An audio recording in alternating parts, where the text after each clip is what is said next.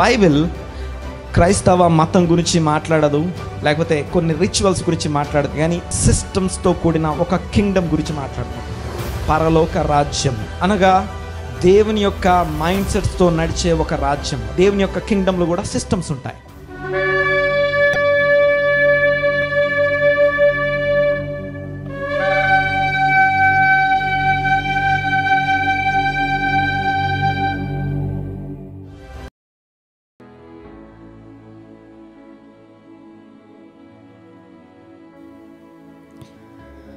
హల్లెలూయా, దేవునికి స్తోత్రం కలుగును గాక. అండ్ ఈరోజు స్పెషల్ వర్డ్లోనికి మనం వెళ్దాము. And it's a first message of this series, new series, the sermon on mount. కొండ మీద ప్రసంగము. ఆ ప్రసంగంలో మన కొరకు ఏమేమి దాచబడి ఉన్నాయి, ఎందుకు ఆ కొండ మీద ప్రసంగము, ఈవెన్ ఈ కొండ మీద ప్రసంగం తెలియని వాళ్ళు, non Christians, those who know about Jesus Christ, యేసు ప్రభు గురించి తెలిసిన ప్రతి ఒక్కరూ ఈ కొండ మీద ప్రసంగం గురించి తెలియకుండా ఉండలేరు. ఇది చాలా స్పెషల్ ప్రసంగము. ఆ ప్రసంగం యొక్క ఉద్దేశాలు మత్తయి సువార్తలో మనం గమనిస్తే 5, 6, 7 3 అధ్యాయాలు బ్యాక్ టు బ్యాక్ ఒకటే ప్రసంగం. అదంతా కూడా ఈ ప్రసంగము చాలా స్పెషల్. ఇది దేవునికి స్తోత్రం. యోహాను సువార్తలోనేమో 13వ అధ్యాయం నుంచి యోహాను సువార్త 13, 14, 15, 16, 17 ఆ అధ్యాయాలన్నీ ఒక నైట్ గురించి ఎలా రాసున్నాయో, మత్తయి సువార్తలో ఒక కింగ్ అని ప్రజెంట్ చేస్తున్నటువంటి మత్తయి సువార్తలో ఈ 5, 6, 7 3 అధ్యాయాలు కంటిన్యూగా ఒకే ఒక విషయాన్ని తెలియజేస్తున్నాయి. ఒక స్పెషల్ ఏంటంటే, ఈ యొక్క ప్రభువైన యేసుక్రీస్తు ఎలాగా ఆ యొక్క దాన్ని ఏమంటారంటే, ఈ ప్రసంగము చేయడము అనే ఈ ప్రసంగం యొక్క ఉద్దేశాలు, ఈ ప్రసంగంలో చాలా విషయాలు. అంతెందుకండి, క్రిస్టియన్స్ని మీరు ఎవరినైనా సరే మీరు అడగండి, what is your favourite quotation, favourite statement, లేకపోతే మీకు ఇష్టమైన వాక్యం ఏంటి అని అడిగితే ఖచ్చితంగా అది కొండ మీద ప్రసంగంలో నుంచి ఉంటుంది. అంత ఫేమస్ 3 అధ్యాయాల కంటిన్యూస్ ప్రసంగము. ఈ ప్రసంగాన్ని వినటానికి అనేక మంది జనాంగము అక్కడ కూర్చొని ఉండడం మనం చూస్తాం. మౌంట్ బియాటిట్యూడ్ అనబడుతున్నటువంటి ఆ యొక్క కొండ, గలిలయ సముద్రానికి పక్కన ఉన్నటువంటి ఆ యొక్క కొండ ప్రాంతం. అది ఆయన ఎత్తైనటువంటి ఒక కొండ మీదకి ఎక్కి అక్కడ నుంచి ఆయన ఈ ప్రసంగం చేసినట్టుగా మనం చూస్తాం. ఈరోజు దానికి సంబంధించిన ఇంట్రడక్షన్ సంబంధించినటువంటి కొన్ని విషయాలు మనం ఈరోజు మాట్లాడుకుందాము. నెక్స్ట్ వీక్ ప్రసంగంలోనికి కొంచెం మనం వెళ్దాము. చాలా విషయాలు ఉన్నాయి. ఓకే, 1, 2 కాదు, అప్రాక్సిమేట్లీ నేను రాసుకున్న నోట్స్ ప్రకారం చూస్తే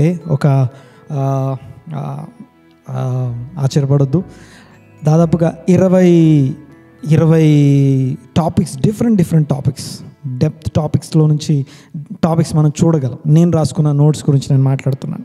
ఓకే, సో అందులో ఫస్ట్ది వచ్చేసి సెట్టింగ్ ద స్టేజ్ అంట. ఓకే, ఈ యొక్క ప్రసంగం చేయడానికి అవసరమైన స్టేజ్ ఎలా ప్రిపేర్ అయింది, ఆ స్టేజ్ ఎలా ఉంది, ఆ స్టేజ్ గురించి కొన్ని విషయాలు నేను జ్ఞాపకం చేస్తాను. చూడండి ఒకసారి, ఈ స్టేజ్ ఎలా ఆర్గనైజ్ చేయబడింది, ఆ స్టేజ్ గురించి ముందు మాట్లాడుకుందాం ఈరోజు. Okay, so the part 1 message వచ్చేసి ఈ సిరీస్లో ద సర్మన్ ఆన్ మౌంట్, కొండ మీద ప్రసంగానికి సంబంధించినటువంటి ఈ యొక్క న్యూ సిరీస్లో ఫస్ట్ మెసేజ్ వచ్చేసి setting the stage.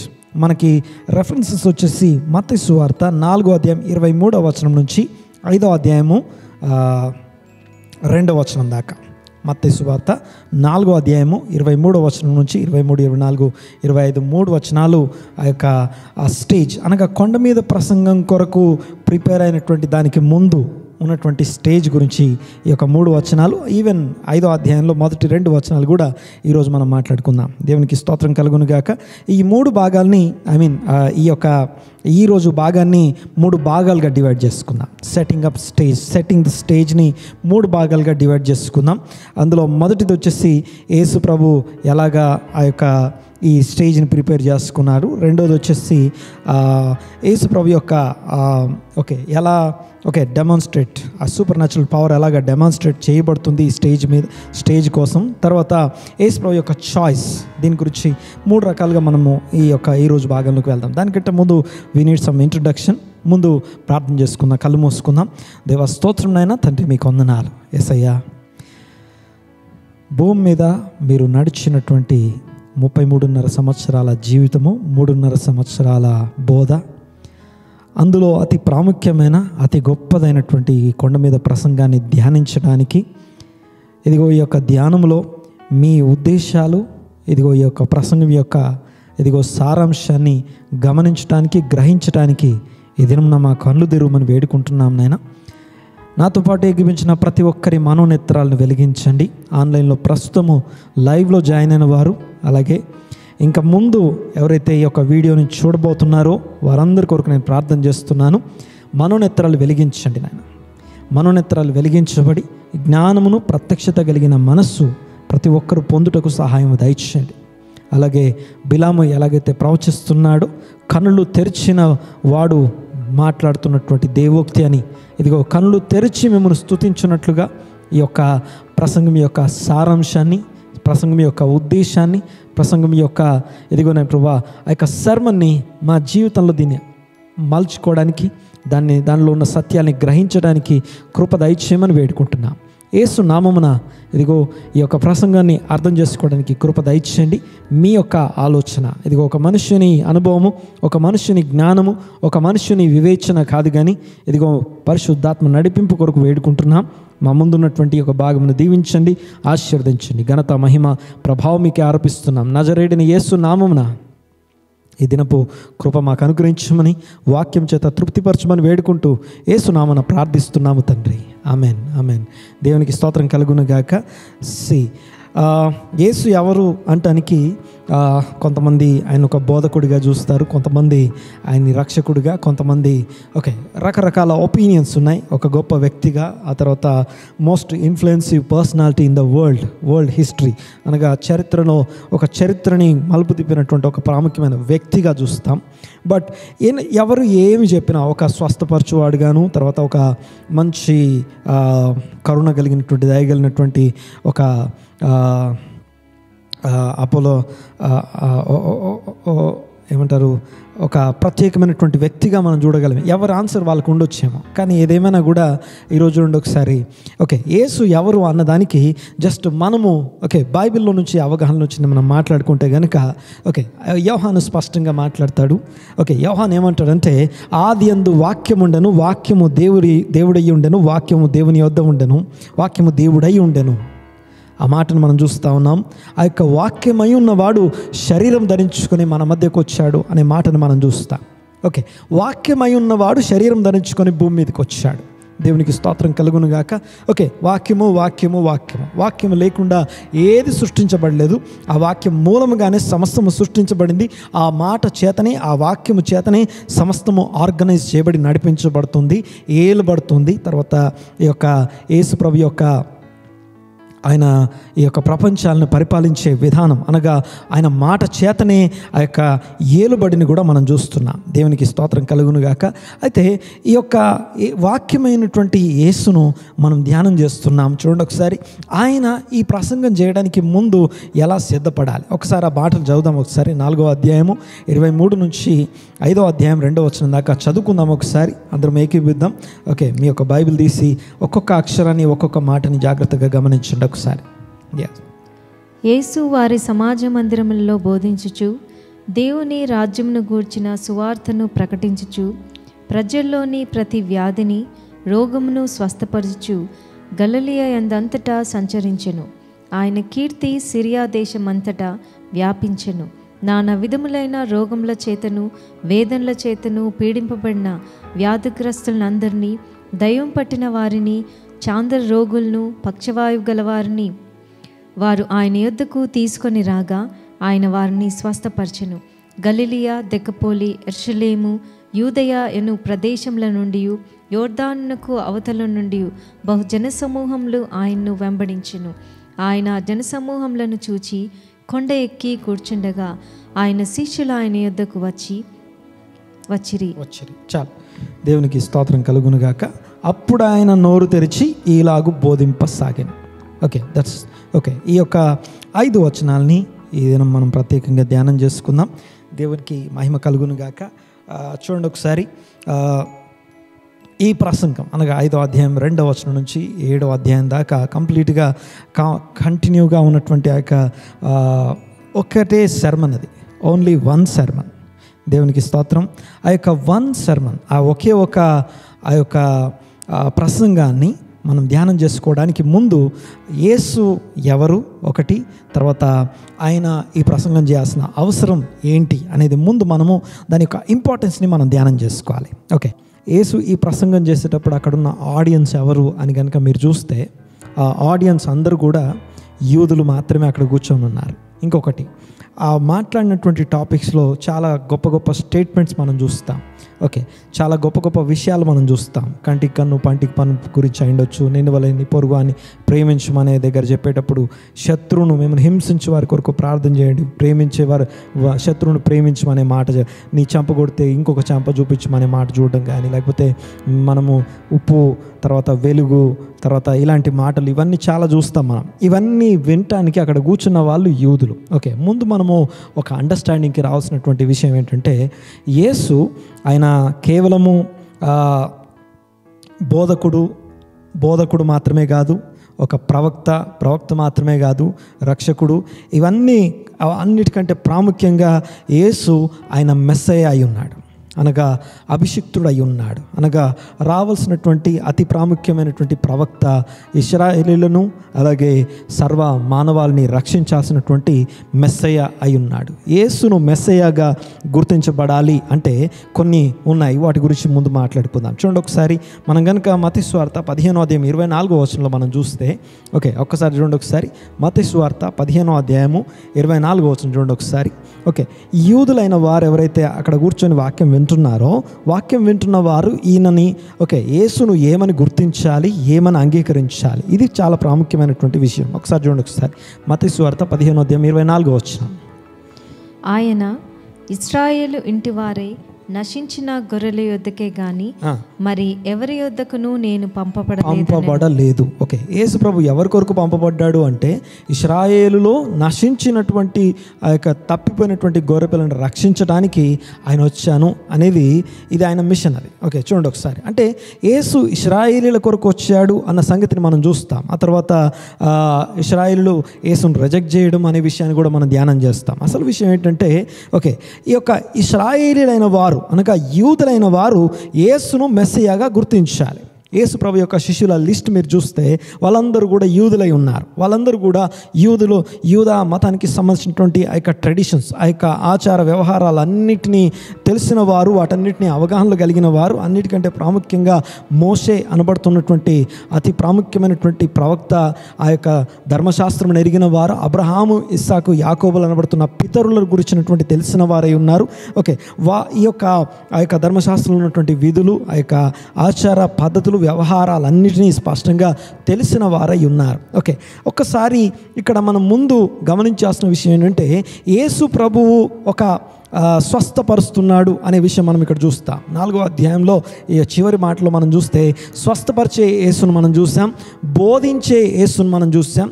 Okay, so ఇశ్రాయేలీల కొరకు వచ్చినటువంటి యేసు, ఇశ్రాయేలీల మధ్య ఆయన అనేక ప్రాంతాలు తిరుగుతూ ఆయన బోధిస్తూ, టీచింగ్ అనగా ఉపదేశం చేస్తూ, ఓకే, ఒక రబ్బీలాగా జీవిస్తున్నటువంటి ఆయన జీవన విధానం మనం చూస్తున్నప్పుడు ఇక్కడ మనం గమనించాల్సిన అతి ప్రాముఖ్యమైన విషయం ఒకటి ఉంది. దాని గురించి ఫస్ట్ ఇంట్రడక్షన్లోకి మనం వెళ్దాం. చూడండి ఒకసారి.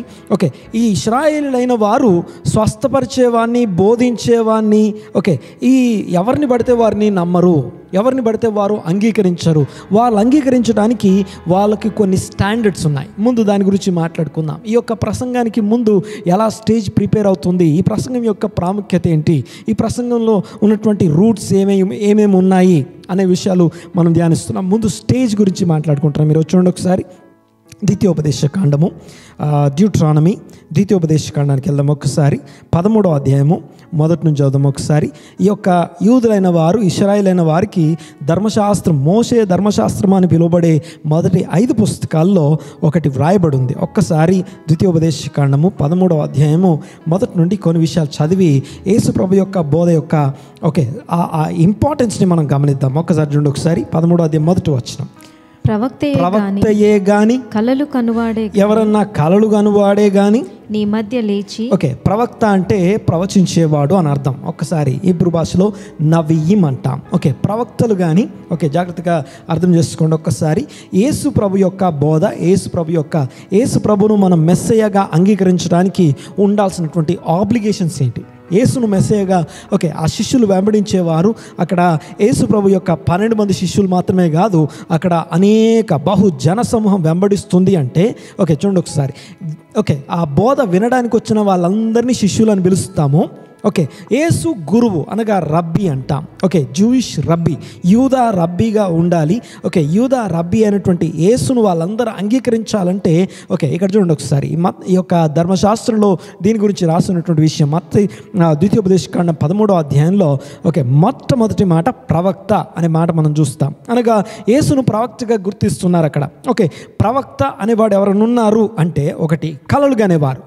కలలు కనడం అనే దాన్ని ఎందుకు స్పెసిఫిక్గా ఇక్కడ వాడబడుతుందంటే మిరియాముకు సంబంధించినటువంటి ఆ యొక్క కుష్టు వచ్చిన సందర్భంలో దేవుడు మిరియాముతో అంటాడు, మీలో ఎవడన్నా ప్రవక్త ఉంటే, సంఖ్యాకాండంలో మాట చూస్తాం మనము, మీలో ఎవరైనా ప్రవక్త ఉంటే ఆ ప్రవక్తతో నేను కలలో కనపడి మాట్లాడతాను అంటాడు. అంటే ప్రవచించేవాడు. చూడండి ఒకసారి. మోసే ధర్మశాస్త్రాన్ని దాన్ని కామెంట్ చేయడానికి దాంట్లో ఉన్నటువంటి విషయాల్ని ప్రవచించడం అని అర్థం. ప్రవక్త అనే మాటకి ప్రవక్త యొక్క ప్రైమరీ డ్యూటీ ఏంటిదంటే కళలు కానీ లేకపోతే దర్శనం చూసి ప్రవచించడం కాదు. దానికంటే ముందు మోసే ధర్మశాస్త్రం అతి ప్రాముఖ్యమైన, the centre of the Jewish life style. యూదుల యొక్క లైఫ్ స్టైల్లో అతి ప్రాముఖ్యమైన ఏది కేంద్రంగా ఉంటుంది అంటే ఆ యొక్క మోసే ధర్మశాస్త్రం అతి ప్రాముఖ్యమైనది. ఆ ధర్మశాస్త్రంలో ఏది ఉందో దాని యొక్క కామెంటరీని బట్టి, దాని యొక్క టీచింగ్ని బట్టి మాత్రమే వాళ్ళు అడుగులు వేయాలి. వాళ్ళు నడుచుకోవాలి, వాళ్ళు జీవించాలి. అందులో చెప్పినట్టుగా చూడండి ఒకసారి. యూదుల జీవన విధానానికి ఆ యొక్క కేంద్రము ఈ యొక్క ధర్మశాస్త్రం. నువ్వేం తినాలి, ఏం తినకూడదు, ఏ వస్త్రాలు ధరించాలి, ఏ వస్త్రాలు ధరించకూడదు, ఏ రోజు విశ్రాంతి దినాన్ని ఆచరించాలి, ఏ రోజు ఇవన్నీ తెలియజేసే ఆ యొక్క ధర్మశాస్త్ర గ్రంథం ఏదైతుందో ఈ గ్రంథం గురించినటువంటి అవగాహన ఏమాత్రము లేకుండా ఎవరు ప్రవక్త అవ్వలేరు, ఎవరు కళ్ళు కానీ ఇది దేవుని వాక్యం అని చెప్పడానికి అవకాశం లేదు.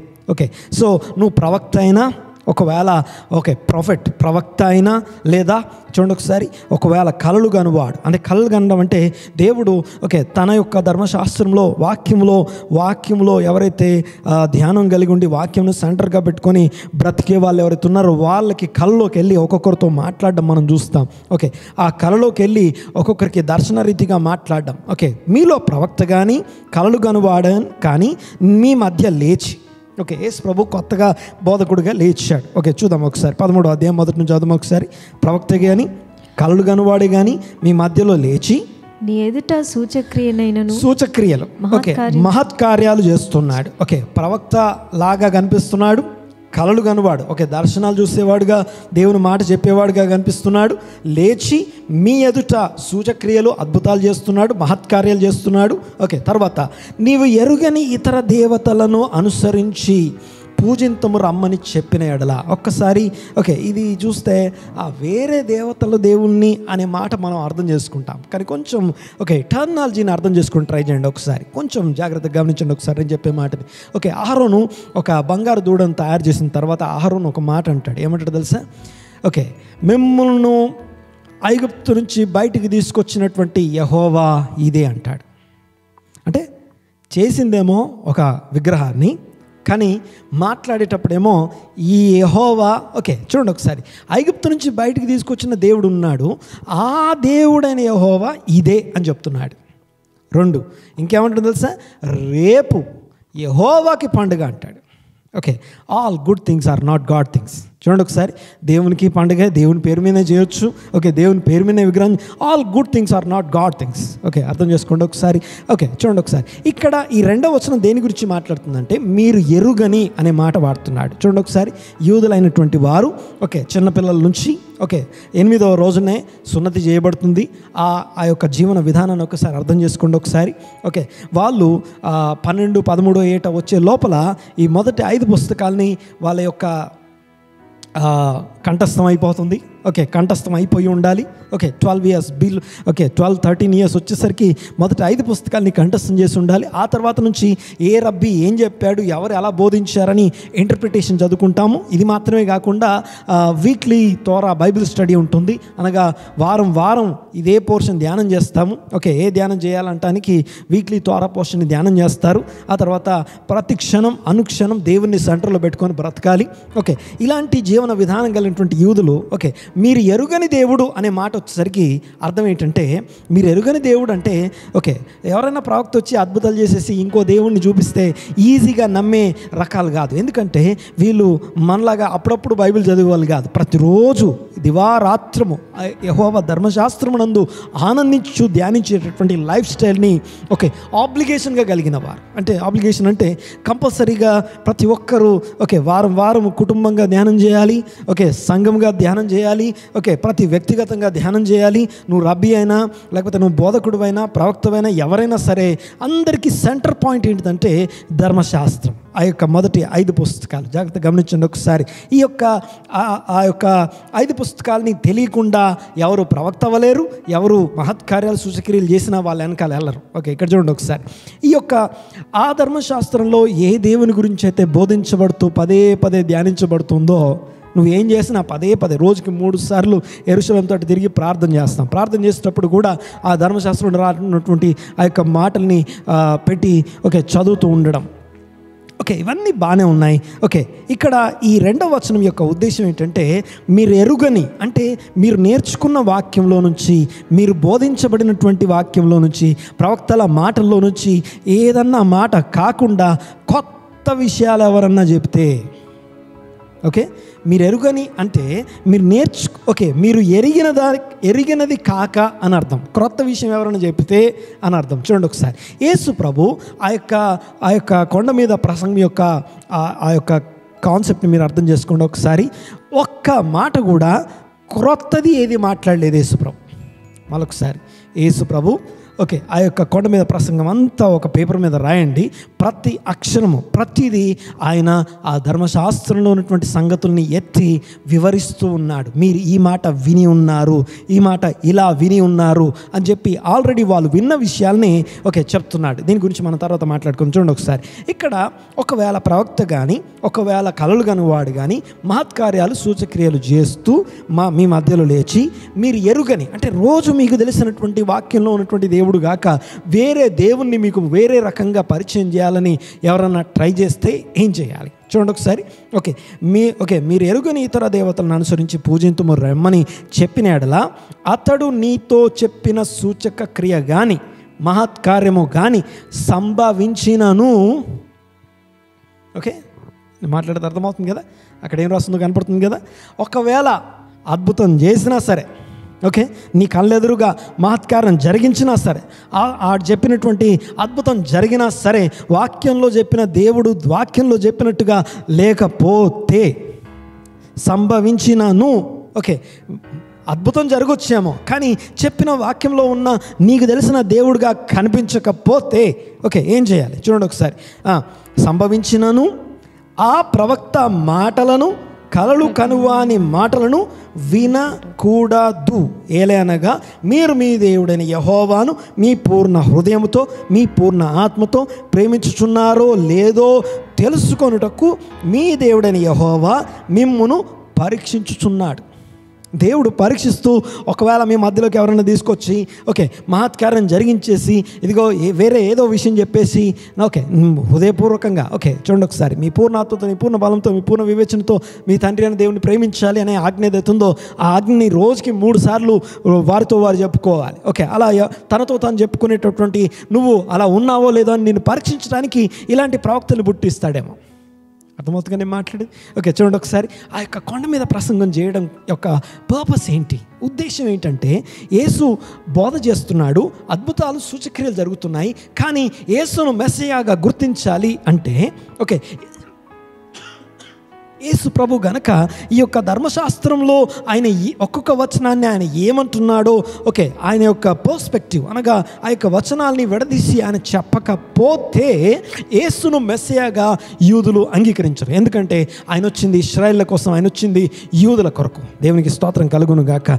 ఒకసారి వివరంగా, ఓకే, చూడండి ఒకసారి, మరొకసారి ఆ మాట చదువుతాం చూడండి ఒకసారి. ప్రవక్తే కానీ కళ్ళు కాని వాడే కానీ మీ మధ్య లేచి నీ యొక్క సూచక్రియను మహత్కార్యమైనను చేసి నీ వెరుగని ఇతర దేవతలను అనుసరించి పూజింతము రమ్మని చెప్పిన ఎడల అతడు నీతో చెప్పిన సూచక్రియ గాని మహత్కార్యము గాని సంభవించినను ఆ ప్రవక్త మాటలను కలలు కనువాని మాటలను వినకూడదు. ఏలైనగా మీరు మీ దేవుడైన యెహోవాను పూర్ణ హృదయంతో మీ పూర్ణ ఆత్మతో ప్రేమించుచున్నారో లేదో తెలుసుకొనుటకు మీ దేవుడైన యెహోవా మిమ్మును పరీక్షిస్తున్నాడు. మీరు మీ దేవుడైన యెహోవాకు లోబడి ఆయనకే భయపడి ఆయన ఆజ్ఞలను అనుసరించి ఆయన మాట విని ఆయనను సేవించి ఆయనను హత్తుకొని ఉండవలను. నీవు నడవవలనని నీ దేవుడు యెహోవా నీకు ఆజ్ఞాపించిన మార్గంలో నుండి నిన్ను తొలగించున్నట్లు ఐగుప్తు దేశంలో నుండి మిమ్మను రప్పించి దాస్యగృహం నుండి మిమ్మను విడిపించిన మీ దేవుడైన యెహోవా మీద తిరుగుబాటు చేయుటకు మిమ్మను ప్రేరేపించను గనుక ఆ ప్రవక్తకేమి ఆ కలలు కనువానికేమి మరణ శిక్ష విధింపవలను. అట్లు మీ మధ్య నుండి ఆ చెడుతనం పరిహరింపవలను. ఓకే, సో అలా ఎవరైనా ప్రవక్త వస్తే, ఓకే, ఈ యొక్క మీరు రోజు చదువుకునే ధర్మశాస్త్రము, రోజు చదువుకునే మోసే భాగాలు, ఇవి గాక మీరు ఎరుగనటువంటి దాన్ని ఏదన్నా మీకు చెప్తే మీరు ఓకే వెళ్ళకూడదు, మీరు పరీక్షించబడుతున్నారు. రెండోది ఏంటంటే ఆ యొక్క ప్రవక్తని చంపేయాలి. ఓకే, ఇక్కడ చూడండి ఒకసారి, మరణ శిక్ష విధించాలి. ఓకే, ఇప్పుడు మళ్ళీ మన టాపిక్లోకి వద్దాం. చూడండి ఒకసారి, ఇక్కడ మీరు గమనిస్తే మత్తయి సువార్త, ఓకే, ఇలాంటి అద్భుతమైనటువంటి ప్రత్యేకమైనటువంటి జీవన విధానం కలిగినటువంటి వ్యక్తుల మధ్యలోనికి మోస్ట్ స్పిరిచువల్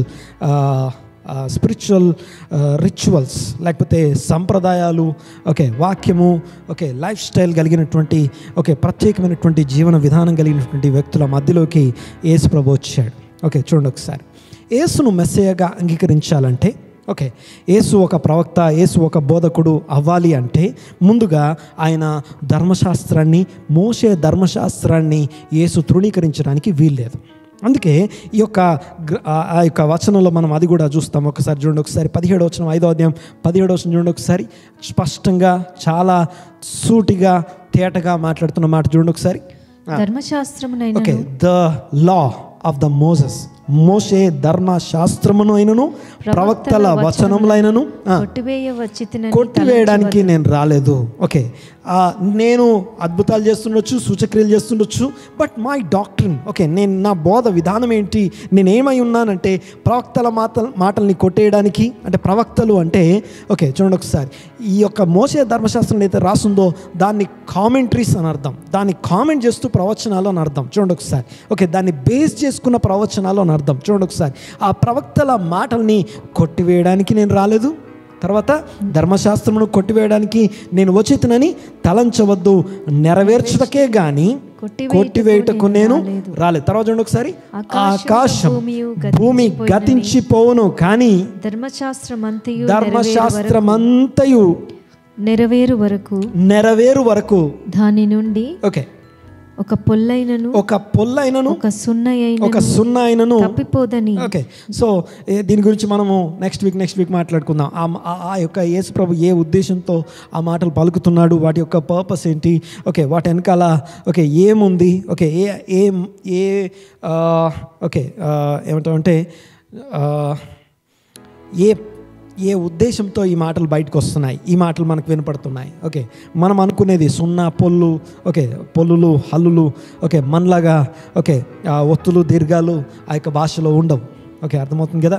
మన భాషలో ఒత్తులు, దీర్ఘాలు, సున్నాలు ఎలాగుంటాయో ఆ వాటి గురించి ఆయన మాట్లాడలేదు. It is something more. Okay, Hebrew language ఏదైతే ఉందో దాంట్లో తెలుగులాగా ఉండవు, కానీ సో అవి ఎలాగ అర్థం చేసుకోవాలి, ఆ ఉద్దేశ్యం ఏంటి, దీని గురించి మనం ముందు మాట్లాడుకుంటాం. మొత్తానికి మాత్రం ఆయన స్పష్టంగా మాట్లాడుతున్నాడు, ధర్మశాస్త్రమైన ప్రవక్తల ప్రవచనములను కొట్టివేయటకు నేను రాలేదు. ఓకే, చూడండి ఒకసారి. ఇంకొక ముఖ్యమైన విషయం ఇక్కడ నేను కూడా జ్ఞాపకం చేయాలి. ఏంటంటే ఈ యొక్క యెషయా గ్రంథము 2వ అధ్యాయంలో మనం చూస్తాం, ప్రవచనాన్ని మనం చూస్తాం. అక్కడ మన ప్రవచనం ఏంటంటే, ఓకే, అంత్య దినములలో యెహోవా మందిర పర్వతము అన్ని పర్వత శిఖరముల కంటే పైకి హెచ్చింపబడుతుంది.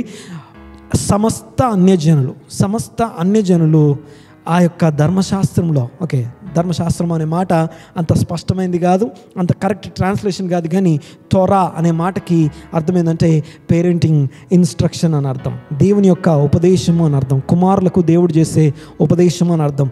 ఆ ఉపదేశాన్ని అనుసరించడానికి సమస్త అన్యజనులు, ఓకే, ప్రవాహం వచ్చినట్టుగా, ఒక కట్ట తెగిపోతే, ఒక డ్యామ్ కూలిపోతే వాటర్ ఎలాగా ఫ్లో అవుతుందో ఆ యొక్క ప్రవాహం వచ్చినట్లుగా వచ్చి ధర్మశాస్త్రం నేర్చుకునే రోజులు ముందున్నాయి. దేవునికి స్తోత్రం కలుగును గాక.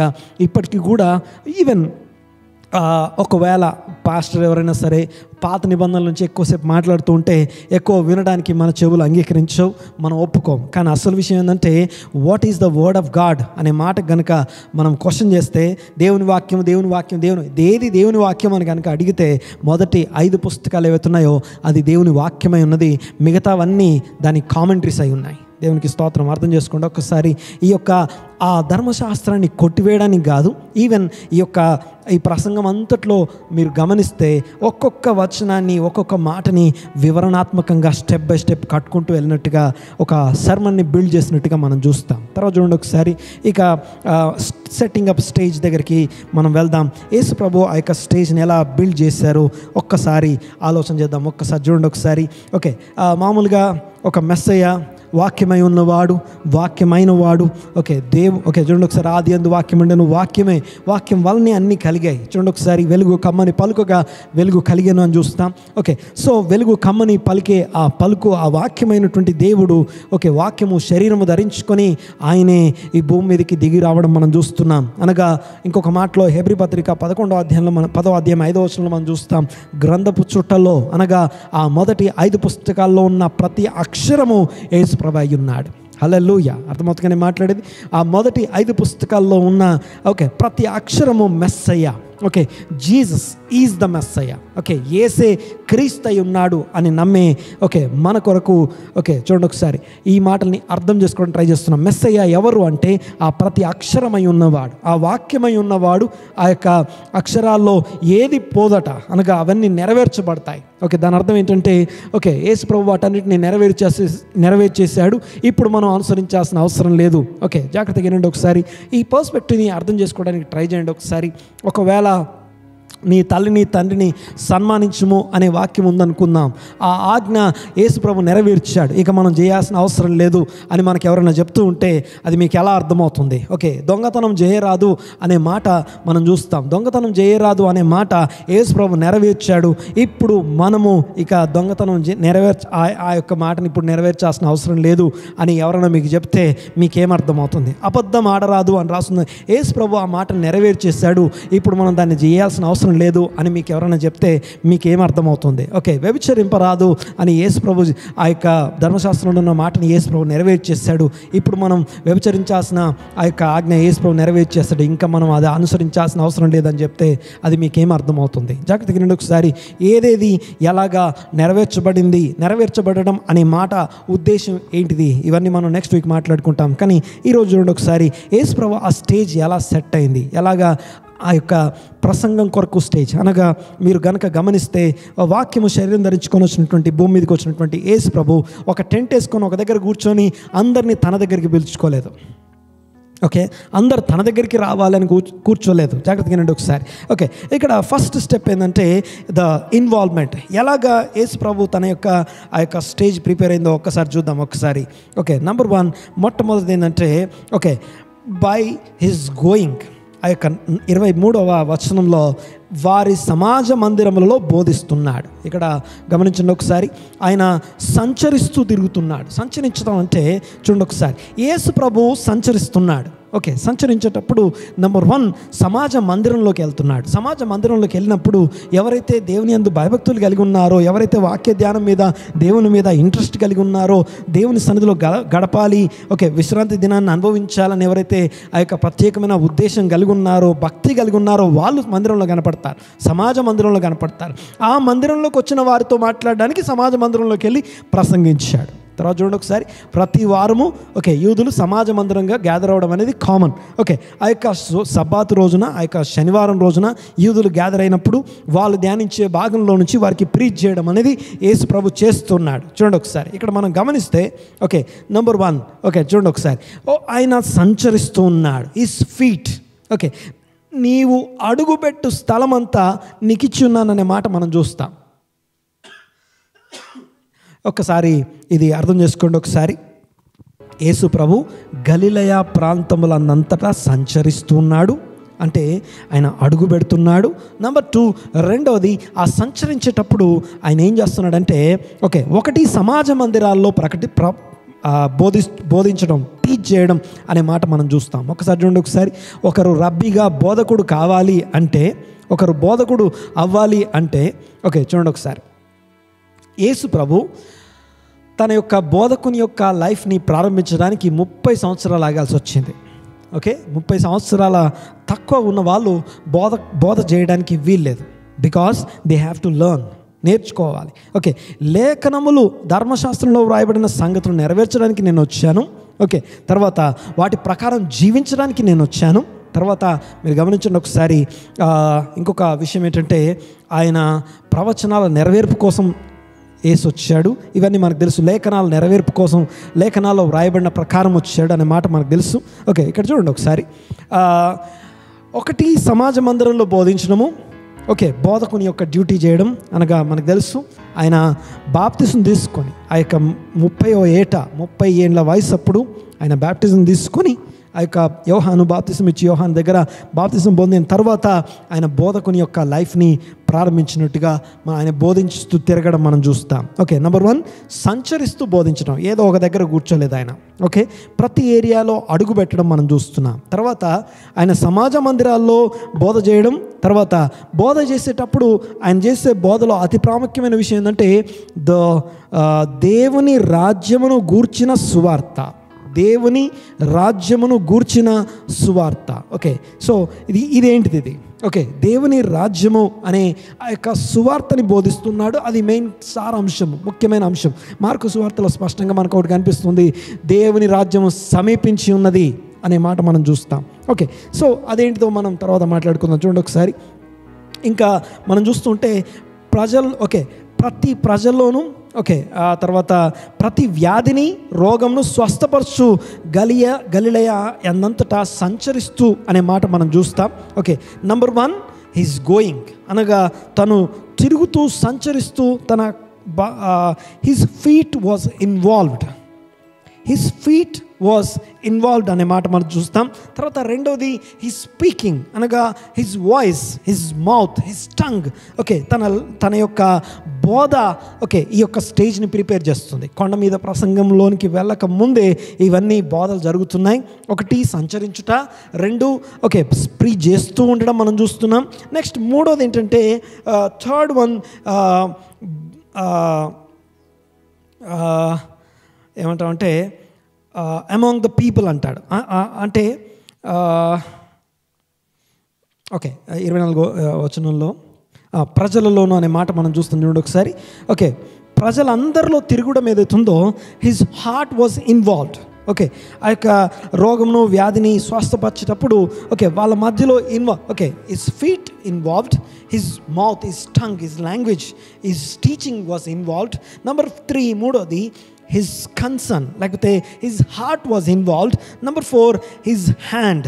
Okay, by his connecting. చూడండి ఒకసారి, ఆయన స్వస్థపరిచేటప్పుడు ఆయన యొక్క చేతులు ఇన్వాల్వ్ అవ్వడం మనం చూస్తున్నాం. అంటే ఇవన్నీ ముందుగా జరుగుతున్నాయి. ఇవి జరిగిన తర్వాత నెక్స్ట్ మనం చూస్తే ఇవన్నీ ఏం చేశాయంటే ఆయన ఫేమ్ ఓకే, ఆయన ఫేమస్ అన్నాడు చూడండి ఒకసారి.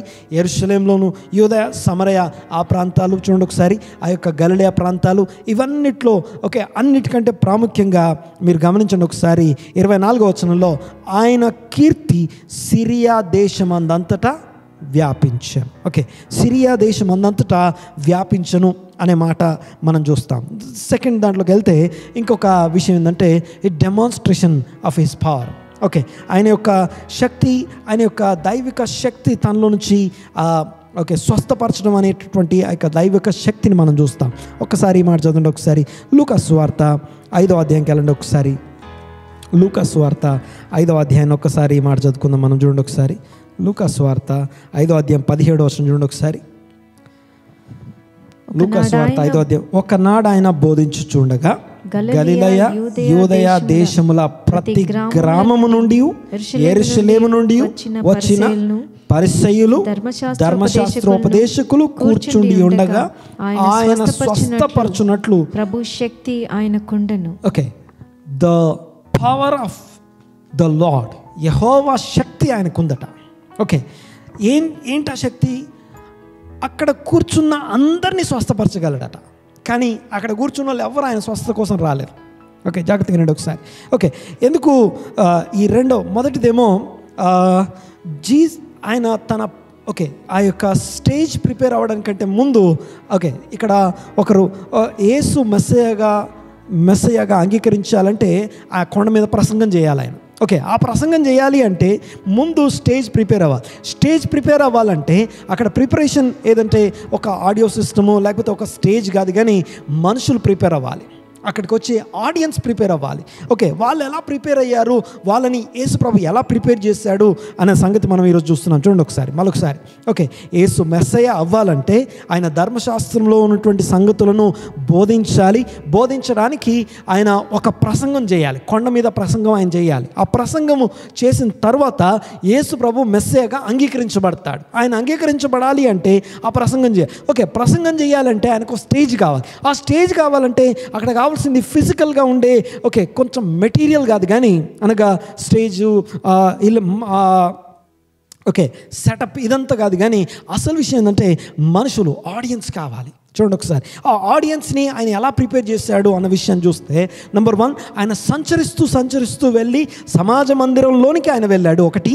రెండోది, సమాజ మందిరంలోకి ఓన్లీ భక్తులే వస్తారు. సమాజ మందిరంలో మాత్రమే కాకుండా బయట ఉన్నటువంటి ఆ యొక్క సంత వీధుల్లో కూడా ఆయన మాట్లాడిన సంగతులు మనకు తెలుసు. చూడండి ఒకసారి ఆయన సమాజ మందిరంలోనికి మాత్రమే కాదు, ఈవెన్ ఆ యొక్క ఎరికో పట్టణంలో మీరు చూస్తే యూదుల చేత తృణీకరించబడినటువంటి ఆ యొక్క జక్కయ్య లాంటి ఆ యొక్క కుటుంబాల్లోనికి కూడా ఇంటిలోనికి వెళ్ళి కూర్చొని చూడండి ఒకసారి పాపులు ఎవరైతే మేము పాపిని, మేము మందిరంలోనికి రాలేమో, మందిరానికి మేము దూరంగా ఉంటామని ఎవరెవరైతే దూరంగా ఉన్నారో వాళ్ళతో కూడా ఆయన సహవాసం కలిగి ఉన్నాడు.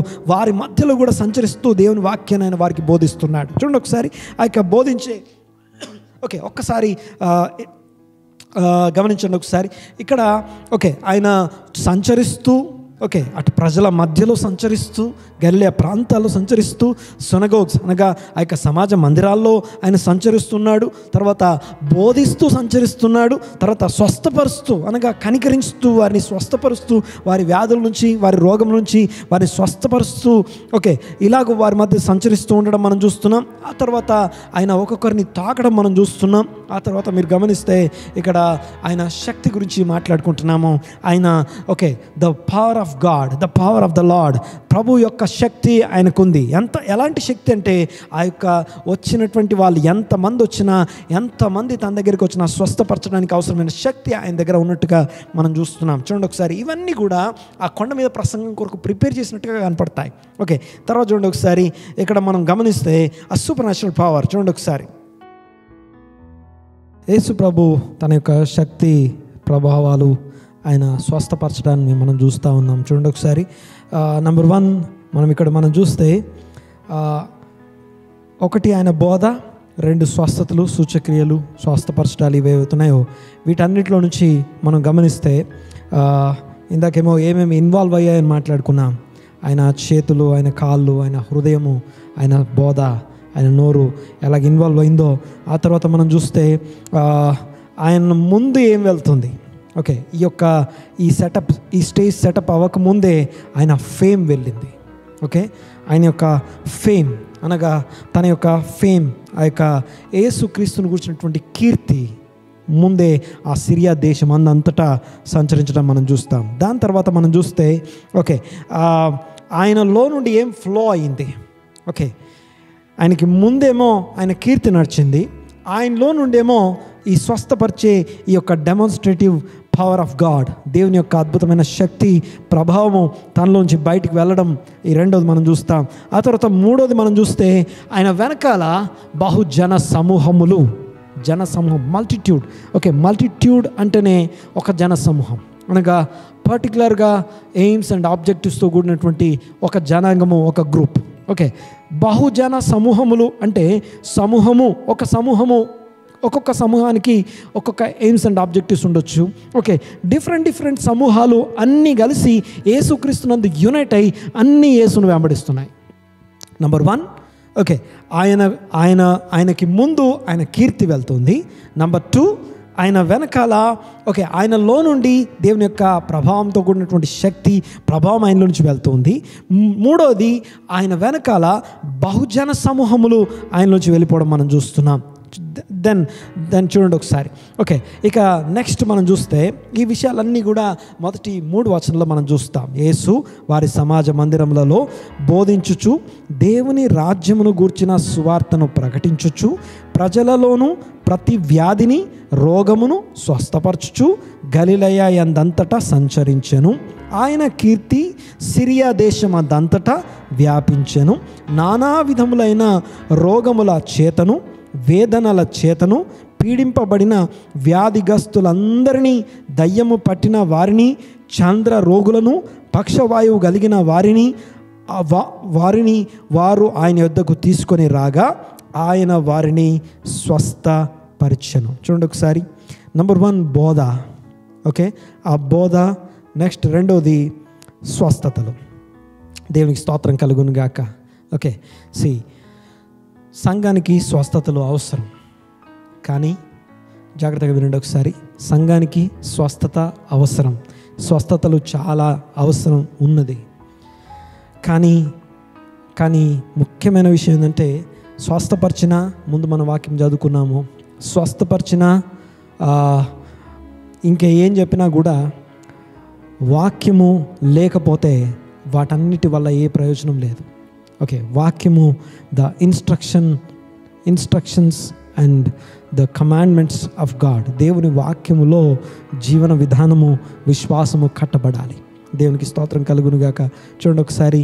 ఇక మనం చూస్తే ఈ 2 వచనాలు అయిన తర్వాత 3వ వచనం చూస్తే గలిలయ, దెకపొలి, యెరూషలేము, యూదయ ప్రదేశముల నుండి యోర్దానునకు అవతల నుండి బహుజన సమూహములు. ఓకే, ఒక్కసారి నంబర్ 1 గలిలయ, నంబర్ 2 దెకపొలి అంటే ద 10 cities అని అర్థం. ఓకే, ఈ యొక్క 10 cities కలిగినటువంటి ఈ యొక్క అన్య దేశం, అది అనగా ఆ యొక్క దేశాల నుంచి ఫాలో అవడం చూస్తున్నాం. యెరూషలేము నుండి, ఓకే, హెడ్ క్వార్టర్ అయినటువంటి యెరూషలేము, ఆ తర్వాత యూదయలోని ప్రదేశంలో నుండి యోర్దానుకు అవతల నుంచి కూడా జన సమూహములు ఆయన్ను వెంబడిస్తున్నారు. ఈ 3 వచనాల్లో మనం ధ్యానం చేస్తున్నాం. మరొకసారి గుర్తు చేస్తాం. చూడండి ఒకసారి.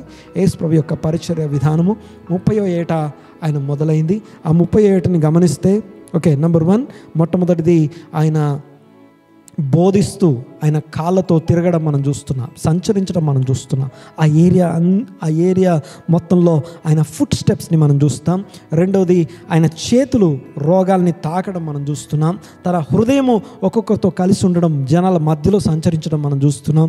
ఆ తర్వాత ఆయన యొక్క ప్రీచింగ్, ఆయన యొక్క టీచింగ్, ఆయన ఉపదేశము, బోధ ఆ యొక్క సమాజ మందిరాల్లో అనగా ఆ యొక్క మోషే ధర్మశాస్త్రం అతి ప్రాముఖ్యంగా ఎంచబడే సమాజ మందిరాల్లో ఆ యొక్క ధర్మశాస్త్రాన్ని బోధించేవాడుగా మనం చూస్తున్నాం. దేవునికి స్తోత్రం. ఇవి అయిన తర్వాత ఇక ఆయన ఆ యొక్క గలిలయ ప్రాంతం, గలిలయ ఆ సముద్రానికి ఒడ్డున ఉన్నటువంటి ఆ యొక్క ఆ ప్లేస్, ఆ యొక్క కొండ మీద ప్రసంగానికి సంబంధించినటువంటి ఆ స్టేజ్ ఇప్పటిదాకా ప్రిపేర్ అవ్వడం మనం చూస్తున్నాం. ఇక ప్రసంగం ప్రారంభించడానికి ముందు అతి ప్రాముఖ్యమైన విషయం ఏంటంటే 5వ అధ్యాయం మొదటి 2 వచనాలు కనుక మనం చూస్తే, ఆయన ఆ జనసమూహములను చూచి,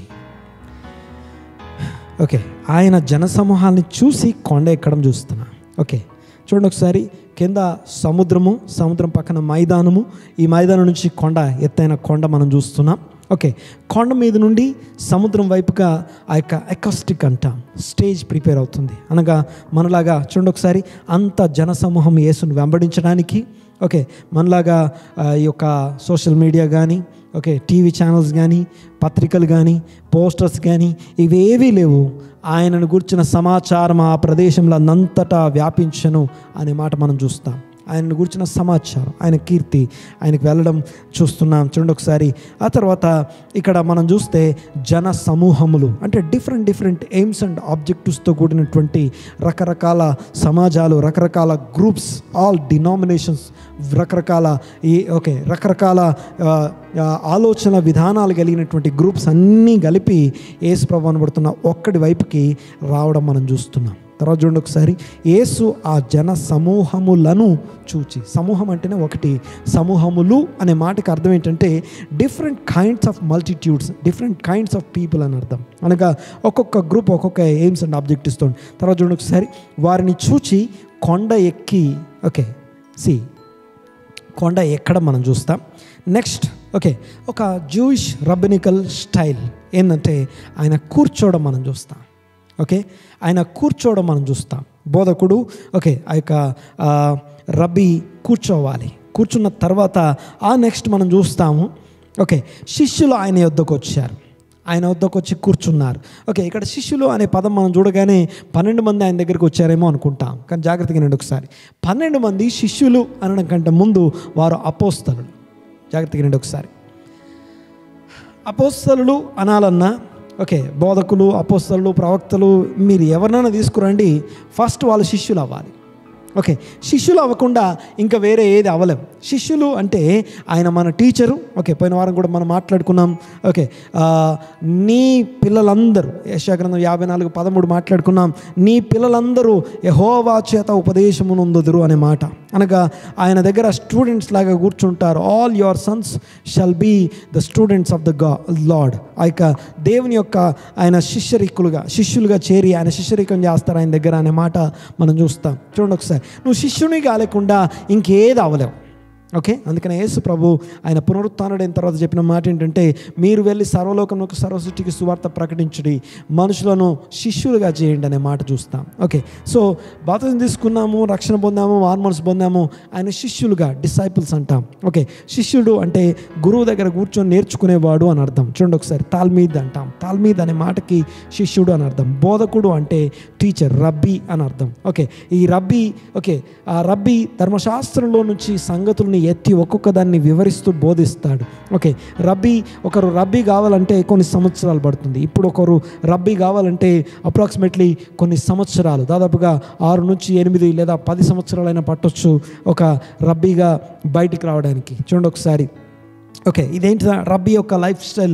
ఓకే, రబ్బీ దగ్గర శిష్యుడిగా చేరడం అనేది ఏదైతే ఉందో, ఓకే, కంప్లీట్గా డిపెండ్ అవ్వడం, కంప్లీట్గా రబ్బీ, ఓకే, ఒకవేళ గద్దించినా, ఒకవేళ హెచ్చరించినా అది ఎలాంటిదైనా భరిస్తూ ఆ యొక్క, ఓకే, ఇప్పుడు కనుక మనం చూస్తే ఒక్క మాటను కూడా తట్టుకోలేరు. ఒక్క మాటను కూడా ఒకవేళ పాస్టర్ గారు ఏదైనా స్పష్టంగా ఏదైనా గట్టిగా ఏదైనా మాట్లాడితే దాన్ని తట్టుకోలేరు. కానీ డిసైపుల్షిప్ అలా ఉండదు. డిసైపుల్షిప్ ఎలా ఉంటుందంటే, ఓకే, నిన్ను నువ్వు ఉపేక్షించుకొని వెంబడించడంతో పోలిక అది. చూడండి ఒకసారి, ఉపేక్షించుకొని, ఓకే, డినై చేసుకొని, సెల్ఫ్ డినయల్ అంటాం. ఓకే, ఆ యొక్క నిన్ను నువ్వు నల్లిఫై, ఓకే, సెల్ఫ్ డినయల్, నిన్ను నువ్వు తగ్గించుకొని, నిన్ను నువ్వు రిక్తునిగా మార్చుకొని వెంబడించడం, దాన్ని శిష్యరికం అంటాం. అయితే ఇక్కడ గమనించండి ఒకసారి, ఆ జనసమూహంలో ఎవరైతే వచ్చారో వాళ్ళందరూ ఆయన బోధ వినడానికి వచ్చారు.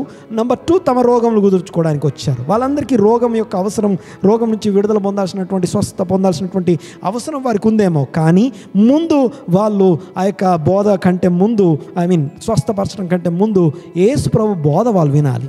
ఓకే, నెంబర్ 1 బోధ, నెక్స్ట్ స్వస్థత. తర్వాత చూడండి ఒకసారి, ఇక్కడ చూస్తే మనము ఈ రోజుకి మనము ఈ యొక్క స్టేజ్ వరకు మనం ముగించుకుందాము. నెక్స్ట్ వీక్ నుంచి మనము ఆ యొక్క ఒక్కొక్క భాగంలోకి వెళ్ళి మనం ధ్యానం చేస్తాం. మీరు చూడండి ఒకసారి డీటెయిల్గా కొంచెం లోతుగా వెళ్ళడానికి, ప్రార్థనాపూర్వకంగా సిద్ధపడడానికి, ఓకే, మీ మనసుల్ని విశాలపరచుకొని ఈ యొక్క మాటలు వినడానికి సిద్ధపడండి ఒకసారి. ఓకే, ఆ యొక్క జనసమూహం వాళ్ళందరూ బోధ వినడానికి వచ్చిన వాళ్ళందరినీ శిష్యులు అంటాం. యేసు బోధకుడు, యేసు ప్రభు శిష్యులు కోటాను కోట్ల మంది అందరూ కూడా ఆయన శిష్యులే. కానీ ఓకే, ఈ 12 మంది ఎవరు అంటే వీళ్ళు అపోస్తలు అంటాం. అపోస్టల్స్ అనగా అపోస్తలత్వాన్ని అనగా వీరిని స్పెషల్గా పంపబడడం కొరకు, ఒక యేసు ప్రభుని రిప్రజెంట్ చేయడం కొరకు, పంపబడడం కొరకు యేసు ప్రత్యేకించుకున్నటువంటి 12 మంది వాళ్ళు. ఓకే, 12 మంది పేరు అపోస్తలుడు. ఓకే, ముందు శిష్యులు, తర్వాత అపోస్తలుడు, అంతేగాని ఓకే. అయితే శిష్యులు ఎంతమంది అంటే 12 మంది కాదు. శిష్యులు ఆయన దగ్గర కూర్చొని వినడానికి వచ్చిన వాళ్ళందరూ ఆయన శిష్యులే. మార్తా ఆయన శిష్యురాలే, మరియా ఆయన శిష్యురాలే, లేకపోతే ఆ యొక్క జనసమూహాలు అందరూ కూడా యేసు ప్రభు బోధ వినడానికి వచ్చిన వాళ్ళందరూ కూడా ఆయన శిష్యులే. దేవునికి స్తోత్రం కలుగును గాక. ఓకే, చూడండి ఒకసారి ఈ యొక్క అద్భుతమైనటువంటి స్టేజ్ ప్రిపేర్ అవుతుంది. ఓకే, ఈ స్టేజ్ ప్రిపరేషన్లో ఓకే మనము కూడా వాక్యం వినడానికి మనం స్టేజ్ ప్రిపేర్ చేసుకొని కూర్చోవాలి.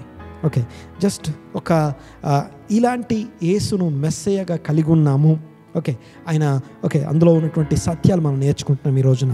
ఓకే, ద ఓన్లీ థింగ్ ఒక్క మాట చెప్పేసి నేను ఈ రోజుకి ముగిస్తాను. చూడండి ఒకసారి. నెంబర్ 1, మొట్టమొదటిది మనం ఇందులో ఏం నేర్చుకుంటాం, ఏం తీసుకుంటాం ఇందులో నుంచి అంటే, యేసు మెస్సయ్య, ఆయన నీ కొరకు నా కొరకు మరణించడానికి ఈ భూమి మీదకి వచ్చినటువంటి ఓకే మన పాపములు భరించడానికి, ఓకే కేవలం శిలువ మరణం అనుభవించడానికి మాత్రమే రాలేదు.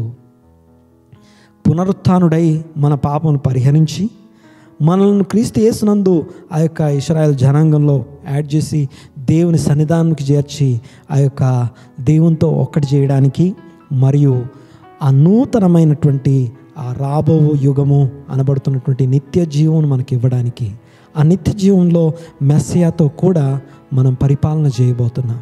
ఆ పరిపాలనని మనం వింటున్నాం. దేవునికి స్తోత్రం కలుగును గాక. ఆ పరిపాలనలోనికి మనం అడుగు పెడుతున్నాం. దేవునికి స్తోత్రం కలుగును గాక. ఓకే, ఆయన ఏలబోతున్నాడు, సింహాసనాసీనుడై ఆయన ఏలబోతున్నాడు. ఆయన రాబోయే ప్రభువైన యేసు అనబడుతున్న మెస్సయ్య యొక్క రెండో రాకడ మన కొరకు ఉంది. ఓకే, వీటన్నిటి కొరకు యేసు ప్రభువు యొక్క అతి ప్రాముఖ్యమైన శర్మన్ని మనం నేర్చుకుంటున్నాం. ఈ వారం అంతా ఆ యొక్క 3 అధ్యాయాలు ధ్యానం చేయండి. ఆ 3 అధ్యాయాలని ఒక్కొక్క వచనాన్ని రాసుకోండి. ఒక్కొక్క వచనాన్ని రాసుకొని ధ్యానించండి. ధ్యానం చేసిన తర్వాత నెక్స్ట్ వీక్ మనము ఒక్కొక్క టాపిక్ తీసుకొని ధ్యానం చేస్తాం. ఒకే ఒక్క మాట ఏంటంటే, యేసు ప్రభు యొక్క బోధ యొక్క సారాంశం ఏమై ఉన్నది ఆయన. ఓకే, ఇంకొక విషయం ఇక్కడ ఒక చిన్న మాట ఏంటంటే, ఒకవేళ యేసు ప్రభు కొత్త బోధ చేస్తున్నాడు అని కనుక ఎవరన్నా ఆలోచిస్తే, అంటే ఇదే ఫస్ట్ బోధ అన్నాం అనుకోండి, ఓకే చాలామంది దీన్ని మిస్యూజ్ చేసే అవకాశం ఉంది. ఓకే, వాళ్ళు మిస్యూజ్ చేస్తారని నేను ఈ మాట చెప్పట్లేదు. యేసు చేసిన బోధలన్నిటికీ వ్రాయబడినటువంటి మోషే గ్రంథంలో నుంచి తీసుకొచ్చి మాట్లాడుతున్నాడు, అంతేగాని ఒక్కటి కూడా కొత్త చెప్పట్లేదు. చాలామంది ఏమనుకుంటారంటే, ఈ బోధలన్నీ చాలామంది రకరకాలుగా మాట్లాడుతుంటారు. ఉదాహరణకి చూస్తే ఓకే బౌద్ధుడు చెప్పినటువంటి బోధల్ని యేసు ప్రభు కాపీ చేశాడని, కానీ అక్కడున్న ప్రతి మాట 1000 సంవత్సరాల క్రిందనే మోషే ధర్మశాస్త్రంలో రాయబడి ఉన్నాయి. ఆ ఒక్కొక్క మాట యొక్క సరైన అర్థాన్ని ఎలా చూడాలో, ఎలా అర్థం చేసుకోవాలో చెప్పడానికి okay he's the representation of the Lord. దేవుని యొక్క ప్రతిరూపం, వాక్యం యొక్క ఓకే లైఫ్. ఓకే ఓకే ఆయన వ్రాయబడిన వాక్యము అట్ ద సేమ్ టైం ఈరోజు ఆత్మచేత నింపబడిన శరీరం ధరించుకున్న వాక్యమై ఉన్నవాడు. ఆ వాక్యమై ఉన్నవాడు ఆయన మాట్లాడితే ఎలా ఉంటుంది? నేను వాక్యం మాట్లాడితే నేర్చుకొని తెలుసుకొని మాట్లాడతానేమో, కానీ యేసు బోధ చేస్తే, వాక్యమై ఉన్నవాడు బోధిస్తే ఎలా ఉంటుంది? మనం చాలా విషయాలు నేర్చుకోబోతున్నాం. సిద్ధపడండి. నెక్స్ట్ వీక్ నుంచి మనం ఒక్కొక్క భాగాన్ని ఓకే వారు ధన్యులు అనే మాటని మనం నెక్స్ట్ వీక్ ధ్యానం చేసుకుందాం. వారు ధన్యులు, వారు ధన్యులు. ఓకే ఓకే వారు ధన్యులు అనే మాటని మనం నెక్స్ట్ వీక్ మాట్లాడుకుందాము. ఎందుకు వారు ధన్యులు అని ప్రత్యేకంగా ఆ ధన్యతలు ఎక్కడి నుంచి తీసుకొచ్చి మాట్లాడుతున్నాడు? ఇవి యేసు ప్రభు స్పష్టంగా ఆయన సొంతంగా మాట్లాడినవి కాదు. ఆయన మొట్టమొదట అక్కడ యేసు ప్రభు ప్రారంభం అవ్వలేదు. ఓకే, ఇవి అంతకుముందే వాక్యమై ఉన్నవాడు వాక్యంలో రాసున్న సంగతుల్ని విడదీసి చెప్తున్నాడు. వాటన్నిటి గురించి మనం ధ్యానం చేసుకుందాం. కళ్ళు మూసుకుందాం. దేవునికి స్తోత్రం చెల్లిద్దాం. దేవా మీకు వందనాలు నాయన. స్తోత్రము తండ్రి. స్వస్థపరచుటకు శక్తి కలిగిన వాడా మీకు వందనాలు. ఇదిగో నెమ్మది సమాధానములు ఇచ్చి విడిపించుటకు సమర్థుడైన దేవా కాపరి మీకు వందనాలయ్యా. స్తోత్రం నాయన. నశించిన వారిని వెతికి రక్షించటానికి ఇదిగో మా మధ్యలోనికి మీరు వచ్చారు. మీకు వందనాలు చెల్లిస్తున్నా. ఇశ్రాయేలీలు అనబడుతున్న మీ ప్రజలను రక్షించడానికి మీరు వచ్చారు. ఈ రోజున అదే కుటుంబంలోనికి నన్ను మమ్మల్ని క్రీస్తు యేసు మరణ పునరుత్థానాల ద్వారా అంటుగట్టారన్న మీ వాక్యమును బట్టి మీకు వందనాలు నాయన. స్తోత్రం చెల్లిస్తున్నాం. రూతును ఎలాగైతే అంటుగట్టారో ఇదిగో స్తోత్రం చెల్లిస్తున్నాం. ఇదిగో నన్ను మమ్మల్ని విశ్వసించిన వారిని ఇదిగో అంటుగడుతున్న విధానం బట్టి మీకు వందనాలు చెల్లిస్తున్నాం. కొర్నేల్ని ఎలాగైతే అంటుగట్టారో ఇదిగో పేతురు బోధను బట్టి ఇదిగో యేసును అంగీకరించగానే పరిశుద్ధాత్మను పొందుకున్న ఆ కొర్నేలి కుటుంబపు వారందరూ ఎలాగో రక్షణ మార్మల్సును అనుభవించారో ఈ రోజున మరొకసారి ఆ విషయాలన్నీ గుర్తు చేస్తున్నందుకు మీకు వందనాలు చెల్లిస్తున్నాం నాయన. ఈరోజు సంఘం కొరకు నేను ప్రార్థన చేస్తున్నాను. కుటుంబాల కొరకు ప్రార్థన చేస్తున్నాను. యేసు నామమున ఒక్కొక్కరిని దీవించండి. ఇదిగో మీరు కేవలము ఇదిగో నేను ప్రభా వాక్యము బోధించేవారు కాదు, ఇదిగో వాక్యమై ఉన్నారు నాయన. మీకు వందనాలు చెల్లిస్తున్నాం. మా బోధకుడా, మా రక్షకుడా, మా కాపరి, మా రబ్బీ మీకు వందనాలు నాయన. మా బోధకుడా మీకు వందనాలు. ఇదిగో మమ్మల్ని నడిపించండి. ఇదిగో మాకు బోధ దయచేయండి నాయన. ఉపదేశం అనుగ్రహించండి తండ్రి. జ్ఞానము చేత మేము మా యొక్క నిర్ణయాలు తీసుకోవడానికి, విశ్వాసంలో కొనసాగడానికి ఇదిగో మమ్మల్ని మేము తగ్గించుకొని మీ తట్టు చూస్తున్నాం. సంఘమంతటిని దీవించండి. మంచి ఉపదేశం చేత ఒక్కొక్కరిని నడిపించమని ఇదిగో మీ యొక్క చేతులు, మీ యొక్క కాళ్ళు, ఇదిగో మీ యొక్క హృదయము, ఇదిగో మీ యొక్క మాటలు మా కొరకు ఉన్నాయి. మేము నశించుట మీకు ఇష్టమైంది కాదు నాయన. మాతో మాట్లాడే దేవా మీకు వందనాలు. మా జీవితంలో లేని వాటిని సృష్టించుటకు సమర్థుడైన దేవా స్తుతిస్తున్నాము, ఆరాధిస్తున్నాము. ఈరోజు వాక్యం లేఖించిన ప్రతి ఒక్కరిని దర్శించండి, దీవించండి, ఆశీర్వదించమని వేడుకుంటూ ఇదిగో మనోనేత్రాలు వెలిగించమని, జ్ఞానమును ప్రత్యక్షత మనస్సు ఒక్కొక్కరికి అనుగ్రహించమని వేడుకుంటూ యేసు నామమున వాక్యమును ఇదిగో వారి హృదయంలో వారి జీవితాల్లో సెంటర్గా చేసుకొని బ్రతుకుటకు సహాయం దయచేయమని అడుగుతూ మారు మనసు దయచేయమని ప్రార్థన చేస్తూ యేసు నామముని ప్రార్థన చేస్తున్నాము తండ్రి. ఆమేన్, ఆమేన్, ఆమేన్. దేవునికి స్తోత్రం. ఆఫ్టర్ కంక్లూజన్ మెసేజ్ అయిన తర్వాత మీరు ఇక్కడి నుంచి కదలండి. అన్నిటికంటే ముందు దేవుడు ఈ వారం కూడా మీకు తోడై ఉండి నడిపించునుగాక. ఆ తర్వాత నెక్స్ట్ వీక్ మరలా మనము ఇదే లైవ్లో కలుసుకుందాము. అప్పటిదాకా జాగ్రత్తలు తీసుకుంటూ క్షేమంగా ఉండాలని కోరుకుంటున్నాను. మీ కొరకు ప్రార్థించబడుతున్న ఎనీ ప్రేయర్ రిక్వెస్ట్ ఉంటే ఆ ప్రేయర్ నెంబర్కి మెసేజ్ చేయండి. ఇంకేమైనా కౌన్సిలింగ్స్ కానీ మాట్లాడాలి, లేకపోతే ఏదైనా అవసరం ఉంటే ఆన్లైన్లోనే మాట్లాడుకోవడానికి అవకాశం ఉంది, మీరు మాట్లాడవచ్చు.